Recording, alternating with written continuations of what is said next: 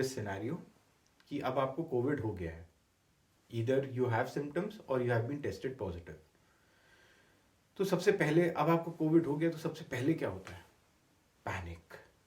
Panic, कहाँ जाऊँ, किस हॉस्पिटल जाऊँ, कहाँ पे अभी दुनिया में कौन सी दवाई मिल रही है, किसने कौन सी दवाई बताई है, ऑक्सीजन कहीं कम तो नहीं हो रही है, कौन से हॉस्पिटल जाना है, कहाँ वेटिंग लिस्ट चल रही है। ऑल सॉर्ट ऑफ न्यूज़ के बीच में आप ये बेसिक फैक्ट भूल जा रहे हैं कि आपकी बॉडी, जिसको ये वायरस ने अफेक्ट किया है, वो आपकी हेल्प मांग रही है और फोकस आपका होना चाहिए आपकी बॉडी पे, क्योंकि essentially this fight is between you and the virus.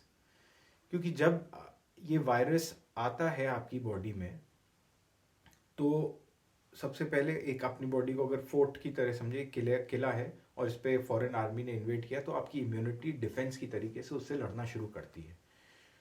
तो ये एक नेचुरल प्रोसेस है, ये होता है और इसी तरीके से हमारी बॉडी बाकी इन्फेक्शन से भी लड़ती है।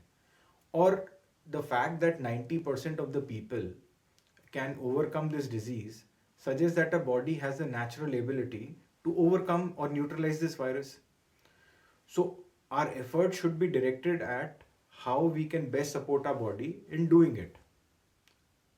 तो अब ये बात समझ में आई तो हमको इसका और supportive care again becomes more important, क्योंकि we are looking at say for example, I'm quoting the recovery trial which is ongoing, and there and other evidence where no current treatment strategy, whether it is remdesivir or donor plasma or other drugs like tocilizumab or any other drug which has been quoted as a definitive cure that acts against the virus, they are still being studied. Their effectivity is in question. तो जब cure अभी हमको हमारे पास नहीं है और जब mild cases में आपकी बॉडी और आगे भी आप अपनी बॉडी को, आपका इम्यून सिस्टम इससे लड़ने में सक्षम है, so why should we not just focus on what is best for our body? So पहला स्टेप है कि आप अपनी बॉडी को बेस्ट सपोर्ट करिए and we will discuss about that. The second bit is, आप ये जानिए कि वायरस अब आपकी बॉडी में आता है तो उसके बाद ये इन्फ्लेमेशन जो है, which I said ki is a natural phenomena. Mild inflammation is good.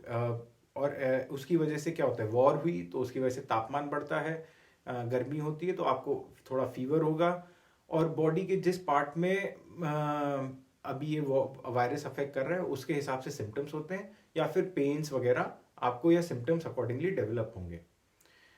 तो अब क्वेश्चन ये आता है कि सिम्टम्स आ रहे हैं, but am I just sitting duck at home waiting for something bad to happen? Corona पता नहीं क्या कर देगा। अरे 90% ऑफ द लोग रिकवर करते हैं। हाँ ठीक है, बहुत कम लोगों में, बहुत परसेंटेज ऑफ लोगों में सीरियस कॉम्प्लिकेशन होते हैं, बट वो कॉम्प्लिकेशन क्या है? Either it affects your lungs where it causes severe lung involvement, और वो जो एरियाज आपके लंग के बहुत अच्छे से वेंटिलेटेड नहीं होते, पेरिफेरल पार्ट्स, वहाँ पे अफेक्शन हम देखते हैं पहले से होता है, तो लंग का इन्वॉल्वमेंट होता है। फिर ये कुछ सीवियर केसेस में ब्लड क्लॉट्स करता है, और कुछ केसेस में ये जो इन्फ्लेमेशन जो आपके किले के अंदर अब ये वॉर गुत्थम गुत्ता चल रही है, ये इन्फ्लेमेशन जब ये वाइड स्प्रेड सीवियर इन्फ्लेमेशन हो जाता है, it can cause damage to your body, and these are largely the three main complications that we look at. So, but the thing is, they are preventable.